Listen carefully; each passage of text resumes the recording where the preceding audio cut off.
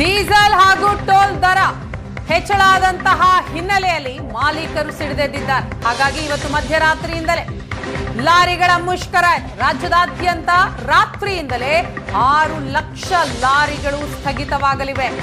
Petroleum association, gas ವಾಹನಗಳು, ಅಕ್ಕಿ ತರಕಾರಿ ಸಾಗಾಟ ಮಾಡೋ ಎಲ್ಲ ಲಾರಿಗಳು ಬಂದ್ ಆಗಲಿವೆ. ಲಾರಿ ಚಾಲಕರ ಹೋರಾಟಕ್ಕೆ ಏರ್ಪೋರ್ಟ್ ಟ್ಯಾಕ್ಸಿ ಕೂಡ ಸಾಥ್ ಕೊಟ್ಟಿದೆ. ಡೀಸೆಲ್ ದರ ಕಡಿಮೆ ಮಾಡಬೇಕು ಅಂತ ಈ ಮೂಲಕ ಸರ್ಕಾರಕ್ಕೆ ಒತ್ತಾಯ ಮಾಡ್ತಾ ಇದ್ದಾರೆ. ಸರ್ಕಾರ ಮಾತುಕತೆಗೆ ಕರೆದಿಲ್ಲ, ಡೀಸೆಲ್ ದರ ಇಳಿಸಿಲ್ಲ.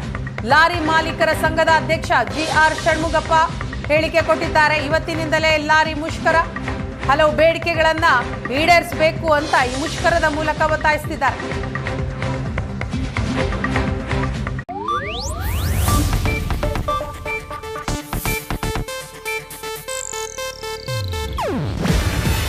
ಇದು ಏಷ್ಯಾನೆಟ್ ನ್ಯೂಸ್ ನೆಟ್ವರ್ಕ್ ಪ್ರಸ್ತುತಿ.